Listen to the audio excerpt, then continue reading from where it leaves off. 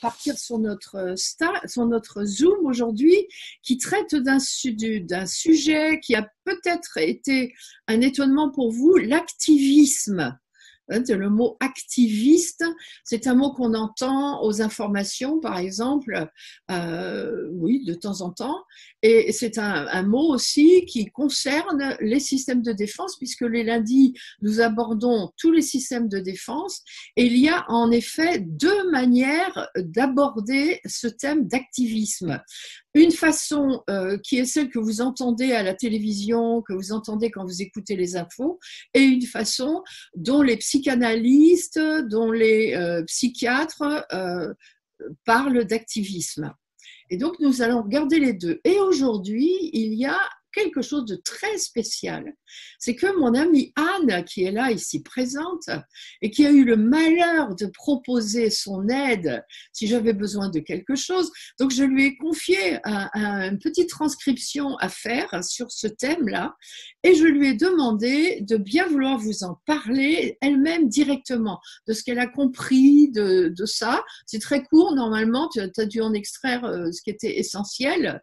Et donc, ça va commencer avec elle, puisque ce qu'elle va aborder, c'est l'activisme du côté des informations. Voilà, ce que vous entendez quand vous écoutez les informations. Et moi, je parlerai ensuite de l'autre partie. Tu es d'accord, Anne ? C'est bon? Toujours d'accord, voilà.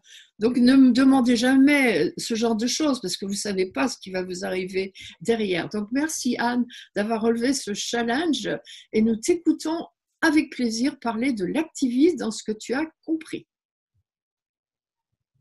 Alors, j'ai regardé quand même dans le dictionnaire ce que ça voulait dire activisme, et il précise que c'est une conduite qui privilégie une action directe, en particulier dans le domaine politique et social. Oui.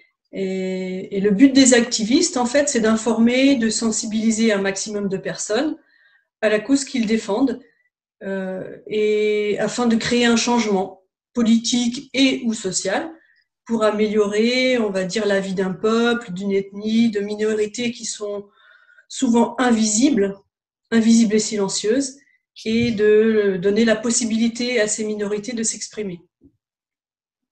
Leurs actions sont très concrètes. Ça va être comme organiser une manifestation. Donc on peut se souvenir des manifestations aux États-Unis avec Martin Luther King, qui est devenu le symbole de la lutte non violente contre la ségrégation, ou encore plus récemment la jeune Malala Yousafzai, c'est une jeune pakistanaise qui milite pour le droit à l'éducation des filles, ou encore créer des mouvements à l'aide des réseaux sociaux.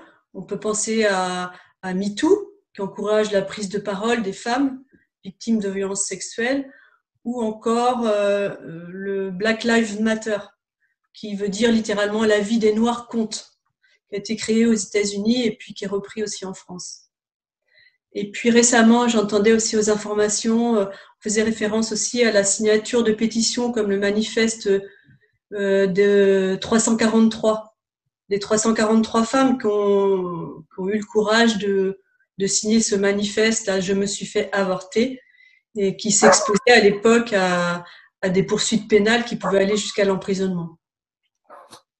Ce qu'on peut retenir, c'est que quelle que soit la cause défendue, l'objectif, c'est de créer un réel changement politique ou social avec des actions concrètes. Et ce sont bien souvent des actions menées, dans celles que j'ai retrouvées, par des intellectuels et des artistes, d'où, je vais dire, l'importance de la recherche de la vérité et de la beauté pour amener un peu plus d'amour dans le monde. Mais sans être activiste, on peut aussi aider. Voilà ce que je pouvais dire. Merci beaucoup, Anne. Écoute, merci à toi, Pauline.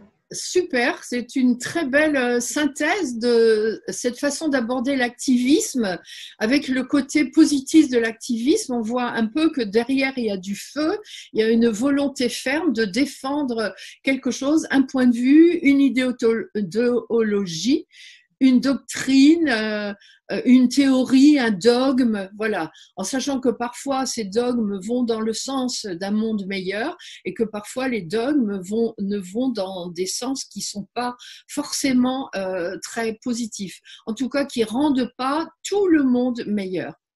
Donc je pense que cette particularité de l'activisme, vous le ressentez? Vous voyez de quoi il s'agit avec les exemples que Anne vous a donnés, j'imagine? Dites-moi oui ou dites-moi non. Dites-moi oui, d'accord. Donc vous m'avez dit oui, c'est super. Donc merci Anne, c'est vraiment bien. Et puis ensuite, maintenant, nous allons regarder cet activisme en tant que système de défense, puisque c'est ça qui nous préoccupe. Et en tant que système de défense, c'est loin d'être aussi bon et vrai. C'est toujours un trait de caractère, l'activisme. Il y a des gens parmi nous qui sont de type activiste. C'est un trait de caractère qui fait que de façon personnelle, c'est vraiment une attitude personnelle, nous prenons des initiatives que nous mettons en action pour faire avancer des choses. Mais que quand nous faisons ça dans la réalité, nous le faisons pour éviter de nous confronter à nos propres émotions, pour éviter de réfléchir par nous-mêmes, parce que ça nous amènerait à des inconforts intellectuels, par exemple. Et donc, dans ces cas-là, pour ne pas penser, pour ne pas ressentir, pour ne pas se confronter à la réalité, pour ne pas avoir à changer non plus nos attitudes, alors on rentre dans de l'activisme, qu'on pourrait qualifier d'agitation aussi en même temps, puisque les deux sont souvent associés. Donc, ce sont parmi nous les gens qui font beaucoup, qui sont énormément dans l'action tout le temps. Et c'est un système de défense puisque c'est un moyen d'éviter quelque chose d'ordre émotionnel ou intellectuel, surtout émotionnel.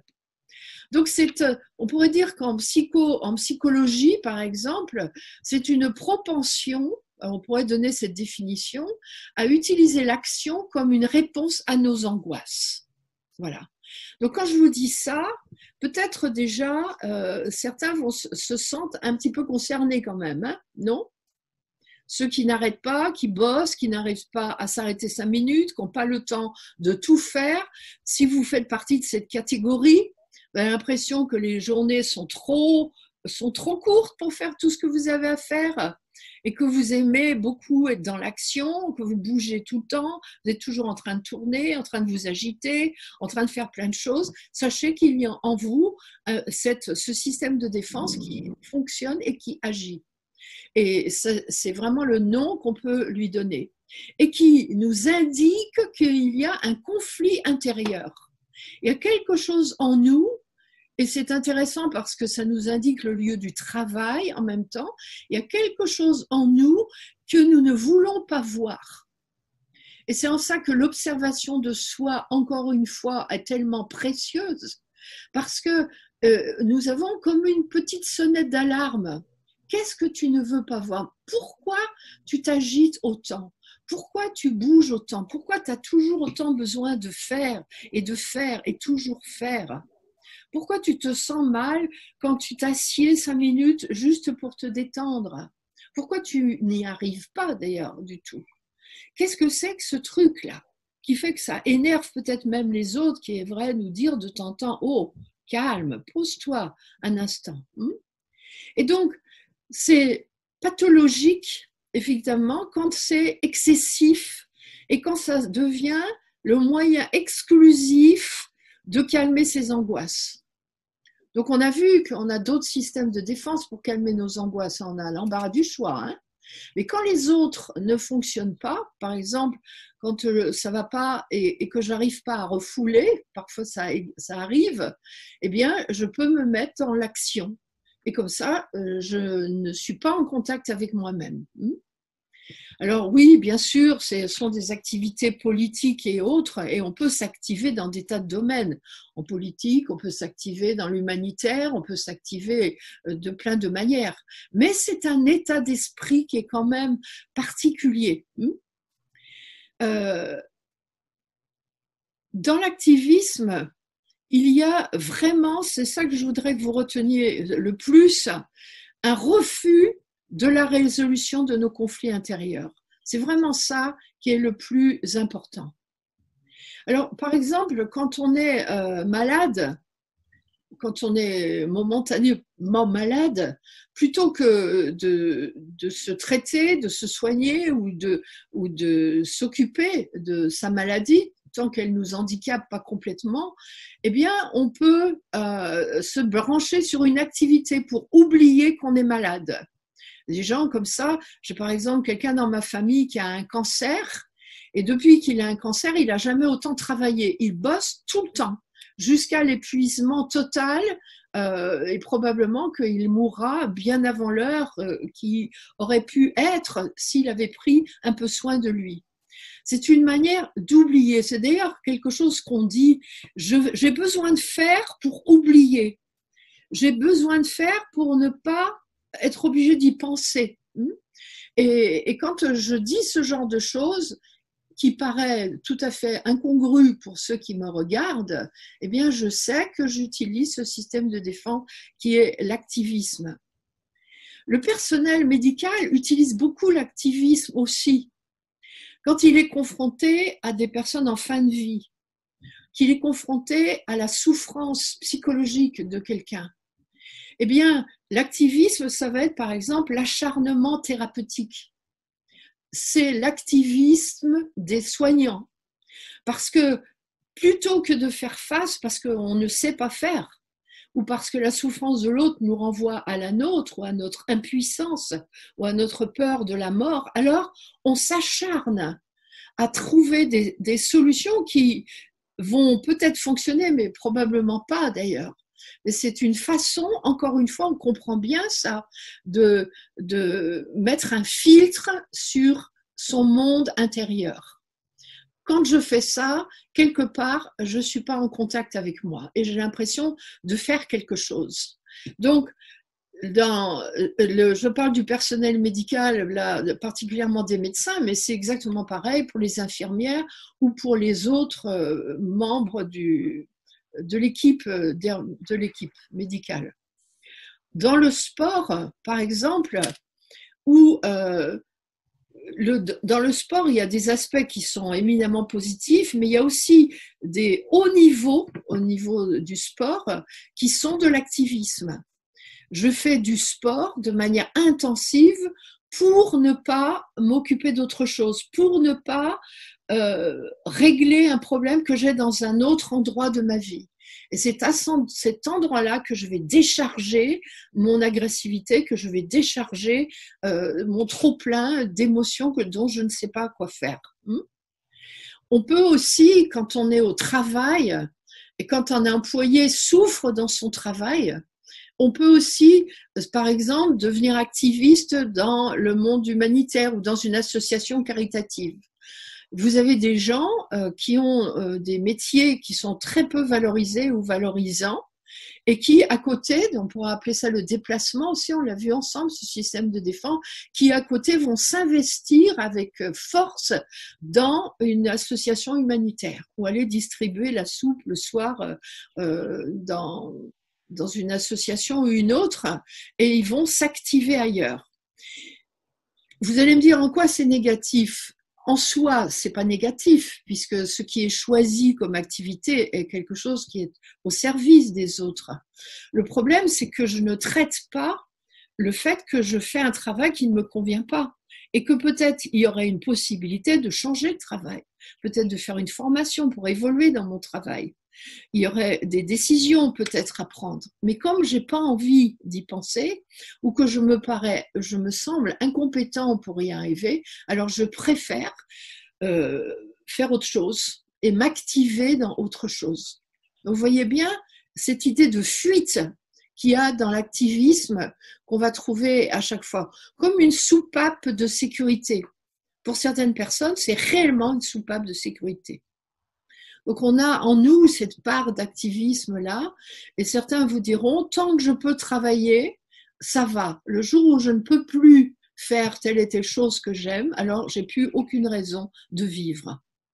Quand on dit quelque chose comme ça et qu'on est une personne qui cherche à évoluer au niveau spirituel, il y a effectivement un problème. Ça veut dire que je privilégie le faire plutôt que l'être et qu'il y a en moi un travail que je ne fais pas. Est-ce que c'est clair pour vous quand je vous dis ça? Oui? Donc au départ, c'est vrai que l'activisme, il n'est pas pathologique, il peut même être gratifiant pour soi-même. Au niveau social, il est gratifiant. Affectivement, il peut être gratifiant. Il nous fait reconnaître par les autres. C'est quand même une source de signes de reconnaissance positive, de choudoudou, qui a quand même de l'intérêt malgré tout. Hein. Donc, au départ, c'est une solution qu'on a trouvée. Et après tout, vous allez me dire, il vaut mieux trouver cette solution-là que déprimer, faire une dépression. Hein. C'est vrai. C'est vraiment, encore une fois, c'est dans l'excès que se trouve la problématique. Mais dans tous les cas, c'est un système de défense. Je m'occupe pour ne pas avoir à penser. On pourrait le dire aussi avec ces expressions-là. Alors on pourrait dire que plus notre activisme est grand, c'est-à-dire que plus il prend de l'ampleur dans notre vie, et plus nous avons la preuve, et là encore c'est intéressant parce que c'est un signal d'alarme, que l'on évite quelque chose qui va devenir de plus en plus compliqué à gérer par la suite et qui va être à l'origine de plus en plus de souffrance. C'est-à-dire que notre activisme est proportionnel aux problèmes que l'on est en train de se créer et qu'on ne veut pas traiter. Donc, signal d'alarme. Arrête, pose-toi, arrête-toi. En ça, l'intérêt de la méditation, en ça, l'intérêt de revenir à l'instant présent, ici, maintenant, l'intérêt de vraiment se poser, peut-être de faire des mouvements ou quelque chose qui me ramène à moi, maintenant. Ça demande du courage, hein, de regarder dans sa vie les choses telles qu'elles sont. Mais pour les régler, nous avons besoin de les voir avec un certain réalisme. On peut avoir... on peut avoir presque de la reconnaissance pour ces systèmes de défense qui nous permettent de vivre quand même avec tout ça, mais ça c'est valable pour quelqu'un qui ne fait pas de travail sur lui. Ça n'est plus valable pour quelqu'un qui fait un travail sur lui. On va trouver d'ailleurs l'activisme chez des gens qui ont des vrais problèmes psychologiques, par exemple les personnalités bipolaires. Dans la phase maniaque, vous savez, la phase maniaque, c'est celle où la personne, elle fait n'importe quoi, elle ne dort plus, elle n'arrive plus à dormir d'ailleurs, elle est complètement excitée, elle n'arrête pas de bosser, elle peut travailler 24 heures sur 24 sans ressentir la moindre fatigue. Là, c'est vraiment une preuve que quelque chose ne va pas du tout. Hein. Donc, dans cette phase-là, chez les personnes bipolaires, l'activisme est très fort. Dans certaines formes de démence aussi, on va trouver de l'activisme. On va en trouver chez les personnes qui ont un stress très fort et qui, avant de sombrer complètement, ont une phase d'activisme très fort. Et mes amis, puisque nous en avons parlé ensemble, si vous procrastinez, et j'ai cru comprendre que nous étions un certain nombre à procrastiner, eh bien, derrière la procrastination se cache parfois un activisme acharné. Pour ne pas faire ce qu'on n'a pas envie de faire, nous sommes capables de faire 10 fois plus là où ça sert absolument à rien. En tout cas, là où ça ne nous aidera pas à accomplir ce qui est nécessaire. Comprenez l'idée? Donc, ça a l'air d'être très différent, mais c'est pas différent du tout. Donc, plus je procrastine, probablement, plus je suis activiste quelque part. C'est-à-dire que je suis dans l'action, mais pas la bonne, quoi. Honnêtement, en soi-même, je le sens bien, mais ça s'appelle comme ça. Moi, vous savez le nom que ça porte. Ensuite, on va trouver aussi beaucoup d'activisme chez les alcooliques repentis ou chez tous les gens qui ont des dépendances.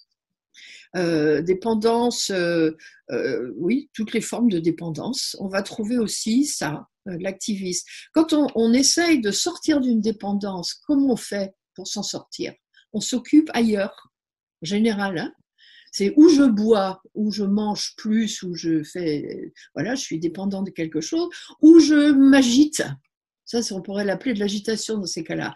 Tout plutôt que d'être en contact avec ce qui souffre en moi, que je n'arrive pas à gérer en buvant, puisque je décide de ne pas le faire, et à la place, je m'active. On va trouver ça là. Les personnes parmi nous qui sont très obsessionnelles, les obsessionnels, les troubles, derrière les troubles obsessionnels compulsifs, devant ceux qui ont des troubles du comportement alimentaire, qui souffrent d'anorexie ou de pathologies autour de la sexualité, par exemple, sont des personnes qui utilisent beaucoup l'activisme. Voilà. C'est sûr, quand on est obsessionnel, par exemple, et que ce qui compte, c'est d'astiquer la maison du haut en bas le plus souvent possible et le plus à fond possible, c'est de l'activisme. Vous voyez bien que ça n'a pas de sens. Il y a un moment où c'est trop. Non? On est d'accord quand même. Il y a un moment où c'est vraiment, vraiment trop. Donc on pourrait le dire en termes psychanalytiques, là, parce qu'on doit aussi ça à Freud. Moi, je suis de plus en plus admirative du temps que Freud a passé à comprendre les êtres humains et à porter cette compréhension-là. L'énergie, la pulsion qui est là, qui vit en nous, elle va être comme confiée au centre moteur. Donc la pulsion, elle est dans le centre instinctif et elle est confiée au centre moteur jusqu'à parfois l'addiction. Voilà, on pourrait dire comme ça. C'est-à-dire que ça trouve son chemin, c'est une énergie qui ne va pas au bon endroit et qui trouve un chemin quand même de sortie à travers l'action jusqu'à l'addiction quand on n'arrive pas à s'arrêter. Alors, il y a des activismes altruistes, mes amis, pour ceux qui auraient besoin de se justifier peut-être. Mais l'activisme altruiste, à quoi ça peut servir et quel est le besoin qui est derrière? Qu'est-ce que ça peut être? Je vous demande, c'est à vous que je pose la question là. Quelqu'un qui est très actif comme un sauveur, hein, puisqu'en fait c'est de ça dont on parle. C'est des systèmes de défense, c'est aussi les jeux. Oui, Odile, tu dirais quoi? Besoin d'être reconnu. Oui, c'est ça. C'est le besoin de reconnaissance. Donc, il y a un besoin de reconnaissance de la part des autres et que l'on satisfait en étant un activiste altruiste. Et donc, on va appeler ça sauveur. Donc, c'est un jeu psychologique duquel on ne sortira pas gagnant. De toute façon, on le sait maintenant. On a suffisamment travaillé sur les jeux avec beaucoup d'entre vous. On n'en sortira pas gagnant. Mais c'est une solution qu'on a pu trouver pour se donner de l'estime à soi-même, pour se sentir le droit d'exister, d'avoir de la valeur. Eh bien, on fait de l'activisme altruiste. Ça se termine pas bien. Par exemple, vous avez une grand-mère, imaginez, ou quelqu'un qui arrive à la retraite et les enfants n'ont plus besoin d'elle et elle a plus son activité professionnelle. Quelqu'un de très activiste comme ça, hein, eh bien, elle va complètement se focaliser sur ses petits-enfants, par exemple. Vous allez me dire, c'est drôlement pratique quand on est une maman de pouvoir caser ses gosses à la grand-mère. Mais la grand-mère, en fait, elle a peur de vieillir, qui est son vrai problème, la peur du vieillissement, la peur de la mort devant laquelle elle se trouve après l'arrêt de toutes ses activités, le fait que les autres ont moins besoin d'elle. Alors du coup, je me jette sur mes petits-enfants et je deviens une grand-mère omniprésente.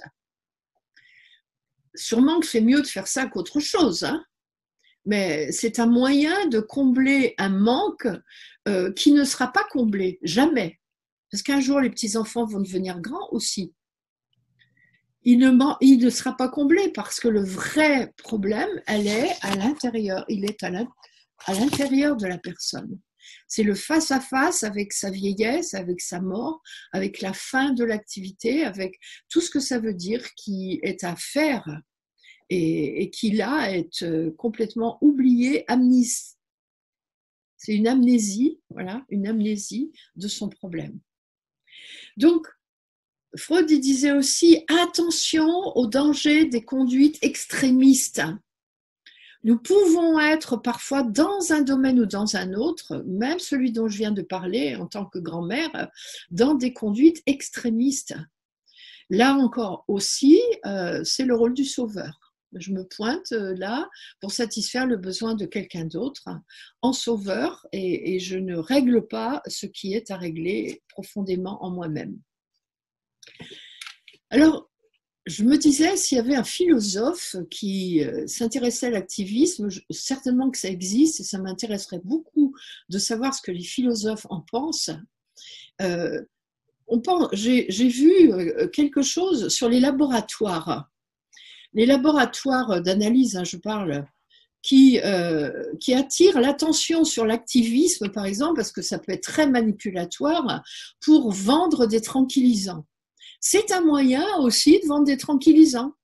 Alors qu'on fait des émissions de télévision, on écrit des bouquins, on fait des articles dans la presse pour expliquer à quel point l'activisme est terrible et horrible et comment c'est mauvais pour la santé, ce qui est vrai d'une certaine manière, mais dans le but inavoué, celui-là, de vendre des tranquillisants.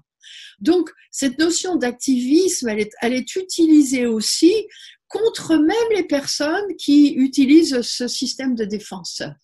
Et on va le trouver aussi de la même manière dans l'entreprise. Dans l'entreprise, quand on dit à un salarié ou qu'on lui fait une pression quant à son résultat, si il faut travailler, si tu travailles, tu auras des primes, si tu veux continuer à avoir ton travail, tu as intérêt à faire du chiffre d'affaires.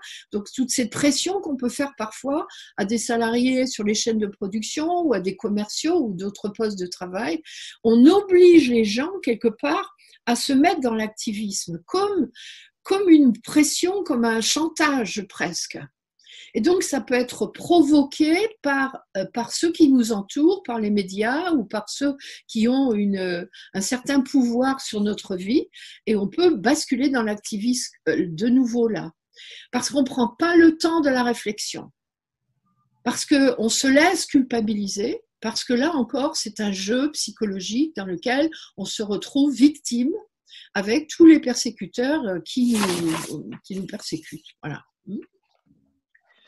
Donc, dans l'entreprise, on va trouver différentes formes d'activisme et on a pu remarquer que les personnes, par exemple, qui ont du mal à avoir un imaginaire à leur service, l'imaginaire, ça peut être intéressant, ou qui intellectuellement ont des difficultés, ont tendance à se mettre dans l'activisme pour obtenir de la reconnaissance. Donc, quelqu'un qui est sur une chaîne de production et à qui on ne demande pas de réfléchir ni d'être créatif, il peut bosser comme un fou et jusqu'à l'épuisement et le burn-out, justement pour obtenir cette reconnaissance qu'il n'a pas à travers son intelligence ou la manifestation de son intelligence ou de ses idées. Et plus les gens sont dans des postes de travail de bas niveau, et plus l'activiste est très facile à activer en même temps pour ceux qui s'occupent de ces personnes ou pour leurs chefs ou leurs sous-chefs et tous ceux qui sont autour. Donc, je ne vais pas vous faire la liste, mais j'ai quand même vu entre les labos, entre les politiques aussi, forcément, les personnalités politiques dans le monde de l'entreprise, j'ai vu toutes les manipulations qui existent et qui sont là pour nous obliger à nous activer. Parce qu'on n'a pas cette intelligence de réfléchir par nous-mêmes et qu'on se laisse entraîner avec la foule dans ce grand mouvement. Oui, Anne? À ce moment-là, c'est plus une pression extérieure, c'est pas forcément un système de défense. Si, c'est une pression extérieure qui va activer ce système de défense. Tu vois, si tu es dans un endroit, tu imagines, tu es avec 100 salariés et que le discours du patron constamment c'est là on est au bord de la faillite, il faut absolument bosser, il faut travailler le dimanche, pas vous arrêter, c'est jamais dit comme ça, mais ça ressemble à ça, hein, pour un simple rhume, vous dire, tu vois, il y a une espèce de pression psychologique qui est faite. Et donc ensemble, un certain nombre de personnes dans l'entreprise jouent ce jeu et vont vraiment se mettre dans l'activisme. Plutôt que de se poser, c'est ce que font un peu les syndicats par exemple, de temps en temps, et de regarder la réalité. Il y a des boîtes qui font pression alors qu'il n'y a aucun problème financier, hein. La réalité de l'entreprise, la situation telle qu'elle est, en regardant des chiffres, en regardant tout ce que normalement un salarié est en droit de regarder. Donc plutôt que de réfléchir, de s'opposer, de réfléchir ensemble, de trouver des solutions, proposer des solutions, eh bien on y va à fond, quoi. C'est un système de défense qui permet réellement de passer à côté de cette réflexion personnelle, qui dirait non, moi je suis pas d'accord, quoi. Je suis pas d'accord pour me faire un burn-out, à travailler comme un cinglé, parce que j'ai peur qu'on me vire. Parce que de toute façon, ça va mal finir pour moi. Je suis en train de perdre ma femme, je suis en train de perdre ma santé, je vais bientôt m'arrêter pour dépression profonde. Et où est l'intérêt? Pourquoi est-ce que j'accepte ça? Tu vois? C'est en ça que c'est un système de défense. Donc, je choisis cette option de rentrer dans l'activisme plutôt qu'une option où je serai vrai avec moi-même et où je prendrai des décisions qui sont plus justes, plus vraies et meilleures pour moi. Et dans la foulée pour les autres aussi. Alors, c'est vrai que les syndicalistes, ils font ça, mais simplement, ils partent dans un autre activisme, ils font des actions d'éclat brutales, ils sont sur le terrain, hein. Alors, mouvement de grève, action en force, ok, d'accord, mais c'est un autre système de défense, c'est de l'activisme aussi, autrement. C'est pas l'activisme en faisant plus, mais en étant contre et en le montrant à travers des actions sur le terrain. C'est de l'activisme aussi. Ça ne règle rien pour personne. Dans tous les cas, on évite de revenir à soi, de se poser sur le sens de ce qu'on fait, sur le sens de sa vie et sur le sens de sa vie en fait, hein. Donc, dans l'activisme, on va trouver des idéalistes fanatiques, par exemple, hein. On va trouver des gens qui sont hypocondriaques. Alors, on est activiste. Vous voyez ce que c'est un hypocondriaque? C'est quelqu'un qui a l'impression d'avoir toutes les maladies et qui connaît tout, sur tous les moindres symptômes qu'il a ou qu'il n'a pas d'ailleurs. C'est une forme d'activisme qui va s'orienter dans la maladie. Il passe des jours et des heures, la personne, à regarder en détail tous les médicaments qu'il prend, les symptômes. Enfin, bon, c'est une forme d'activisme aussi. Donc, on voit bien là l'excès que ça représente.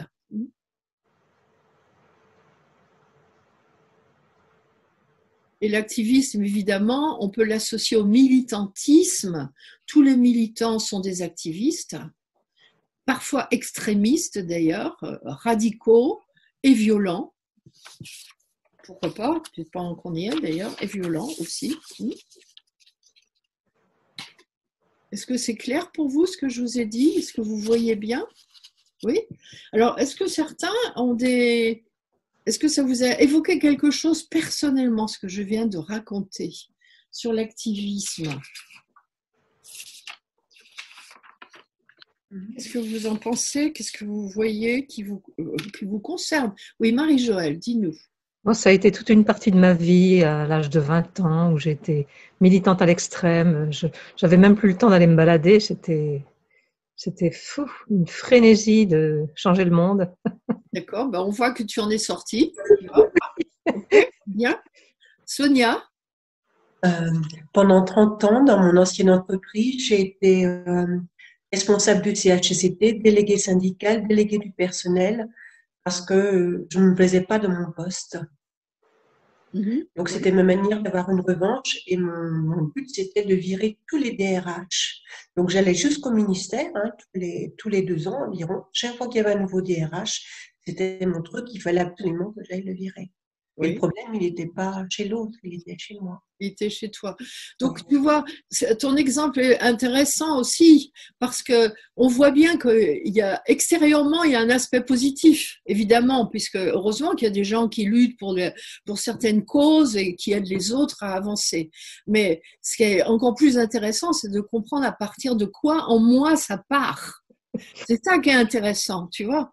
Alors, à partir que je sois au clair avec moi-même, c'est un peu la proposition dans tout ce qu'on fait, c'est ça. Hein, mais c'est un très bon exemple. Oui, Valérie? Alors moi, c'est plutôt quotidien, c'est-à-dire que je peux me lever un matin et me dire j'ai ça à faire et ça s'enchaîne et plus je fais, plus j'ai besoin de faire jusqu'au moment où je dis stop.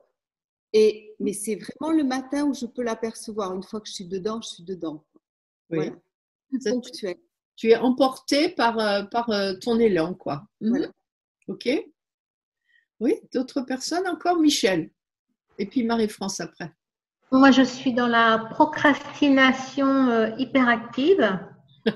Oui.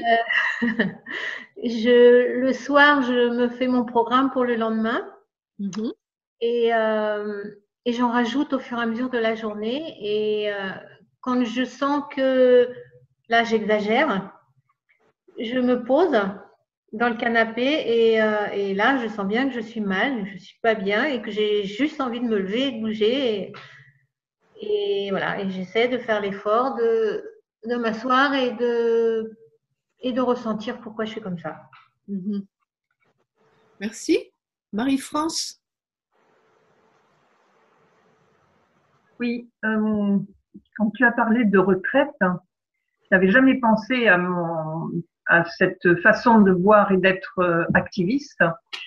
Il y a eu un moment, 2-3 ans après ma retraite, où je m'étiolais complètement et j'ai décidé de me former aux constellations et je suis tombée donc dans le Samadeva.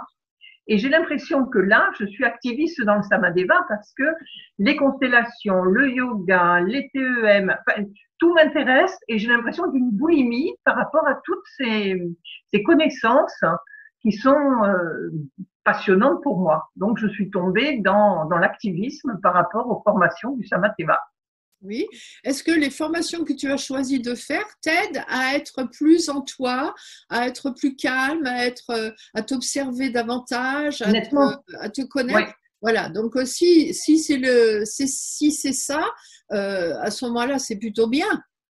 Ah oui, pour moi, c'est positif, c'est pour ça. Mais en même temps, c'est vrai que ça a été pour moi une telle découverte et une telle passion que je reconnais un peu d'activisme.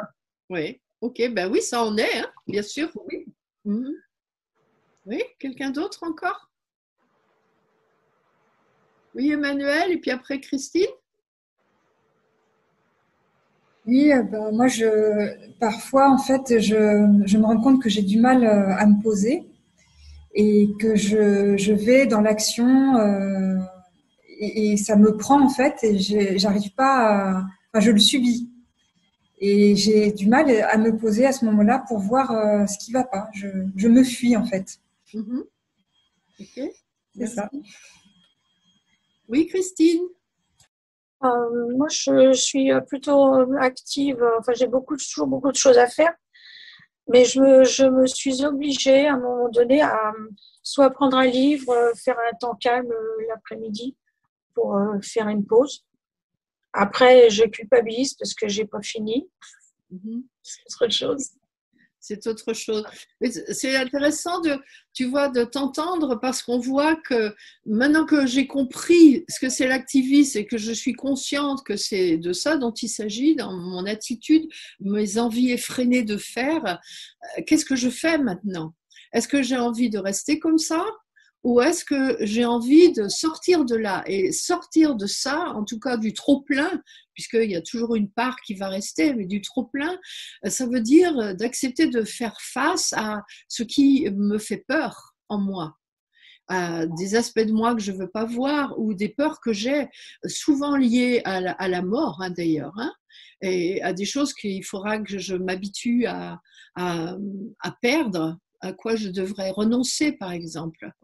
Et c'est ça le but, et c'est ça que je peux décider de faire. Pour ceux qui en ont envie, je sais que c'est votre cas, puisque vous faites, et tu n'es pas la seule, Marie-France, à être accro du Samadeva. Vous faites tellement de choses dans le Samadeva, qui est quand même une nourriture et qui nous apporte tellement de solutions Mais les solutions, après, il faut les appliquer, c'est ça le problème. Les écouter, c'est bien, les appliquer, c'est mieux. Donc, je vais imaginer que tous là, autant que nous sommes, la prochaine fois que nous sommes partis à fond dans l'activisme, nous autorisons à nous poser 2-3 minutes, peut-être même à faire une midi méditation pour voir qu'est-ce qui m'agite et est-ce que je ne pourrais pas m'en occuper davantage. Parfois, c'est peut-être pas si grave, hein. C'est peut-être juste une mauvaise habitude que j'ai prise et dont je pourrais me passer. Tu veux dire quelque chose, Lille, puisqu'on te voit revenu? Oui, je peux aussi. En général, en moyenne, ma journée, elle commence entre 4h30 et 5h du matin et elle se termine à 22h. Et ma semaine, c'est 7 jours sur 7.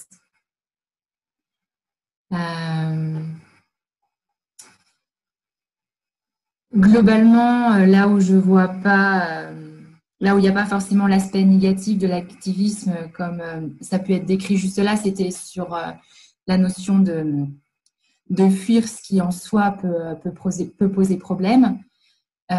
Du coup, j'aurais tendance à dire que mon activisme va plutôt dans cette direction-là, au sens où c'est jamais assez de s'améliorer et de comprendre encore suffisamment en profondeur et jamais assez d'être vraiment au service et de faire suffisamment pour servir le Samadeva, pour servir tous les stagiaires qu'on peut rencontrer et de façon générale l'humanité. Oui. Je vois bien que de toute façon, il y a quand même une racine commune, même si ça m'amène à justement toujours vouloir trouver ce qui ne va pas en moi, ce qui est pas juste, bon, beau, vrai. Et oui, parce que dans ton activisme, dans tes journées très actives, tu as des temps de méditation 2-3 fois par jour, tu as des temps de retour à toi, tu as des arrêts tous les quarts d'heure, tu as des arrêts toutes les 50 minutes, tu as justement ces moments-là qui te permettent de revenir à toi. Donc, dans ces cas-là, il n'y a pas de problème à travailler autant comme on l'a fait, nous les anciens, au début, pendant des années, parce qu'il y a ces moments-là. Et du moment qu'il y a ces moments-là, tout va bien. Effectivement. Bien, mes amis, eh bien, je vous remercie pour ces échanges, pour ce partage. Lundi prochain, donc, nous verrons la régression. C'est encore un autre monde, ça. Vous verrez que ça nous concerne aussi tous. Et donc, je vous invite à vous poser, on pourrait le faire même tout de suite un instant, juste laisser résonner tout ce qui a été dit. Chacun peut faire sa part de réflexion, voir comment ça a résonné, éventuellement les envies qu'il peut y avoir de faire un peu autrement, de s'accorder au milieu de nos activités des petits temps vraiment de retour à nous, pour ne pas se perdre dans l'activité, s'identifier à l'activité. Merci beaucoup, mes amis. Donc, pour la plupart, je vous retrouve jeudi avec plaisir, lundi prochain aussi, et je vous souhaite une très belle journée. Bye bye, au revoir, à bientôt.